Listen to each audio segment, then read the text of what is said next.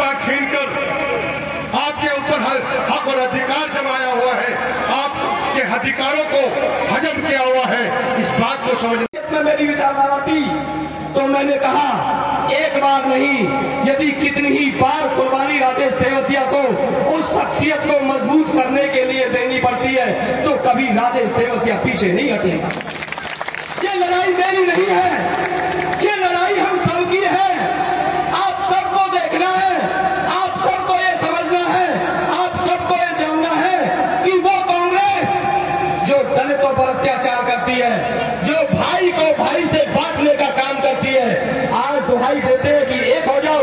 अरे कैसे एक हो जाए? आपने हर किसी को साथ में देकर चलने का काम नहीं किया। इसलिए मैं आपसे प्रार्थना करता हूं कि अब वक्त एकजुट होकर लड़ाई लड़ने का है। और भाजपा जो पूंजीपतियों की सरकार है, जिसमें बड़े पैमाने पर भ्रष्टाचार होता है, आज कहते हैं कि पिछले विधानसभा पर्व की 9 सीटों पर इतिहास रचने जा रहा है।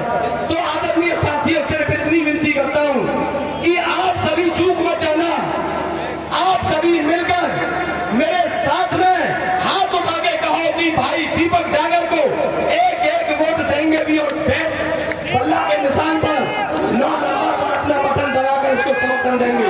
सारे के सारे भाई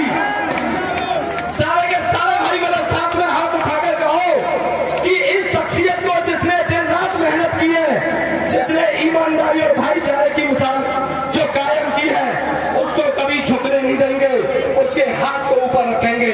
इन्हीं शब्दों के साथ में इस मंच के माध्यम से मंचासीन अपने सारे बुजुर्गों का, डागर सरदारी का एवं पिछले विधानसभा की समस्त सरदारी का और सामने बैठे हुए अपनी माता बहनों और बुजुर्गों का पुनः हार्दिक धन्यवाद करता हूं। और आप सभी से पुनः एक ही विनती करता हूं कि आने वाला टाइम आपका है, आपके लिए होगा। जय हिंद, जय भारत, जय बिरला और जय दीपक डागर। जय बिरला। बहुत बहुत धन्यवाद। मैं अनुरोध करता हूं जननायक जनता पार्टी के जिलाध्यक्ष आदरणीय प्रदीप चौधरी जी वो आए और की आवाज उठाने का काम किया। कुशन चौटाला जी ने मेरे समक्ष बैठी है मेरी माताएं बहनें, उनको आज पंचायत में बराबर का आरक्षण देने का, चुनाव लड़ने का जो अधिकार दिया, तो दुष्यंत चौटाला जी सरकार में थे, उन्होंने आरक्षण देने का काम किया।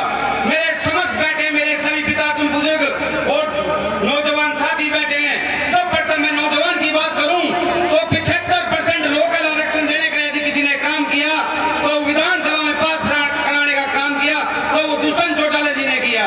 साथियों, आज कितना दुर्भाग्य की बात है कि जमीन हमारी, जायदाद हमारी, जगह पानी हमारा, पर नौकरी बाहर के लोगों को मिलती है। तो वो कानून पर दुष्यंत चौटाला जी ने सरकार में रहते हुए बाप के लिए बनाने का काम किया। मैं बात करूं अपने पिता नौजवान बुजुर्गों की, यदि मान सम्मान किसी पार्टी ने सब प्रथम यदि पेंशन बांधने का काम किया था तो ताऊ देवीलाल ने किया था। यदि उसको आज सबसे ज्यादा हरियाणा में की पूरे प्रदेश में यदि सबसे ज्यादा पेंशन मिलती है 3000, तो हरियाणा में मिलती है। यदि बीजेपी की देने की नियत होती तो उसके तो अन्य प्रदेशों में भी सरकार है, वहां देने का काम करती।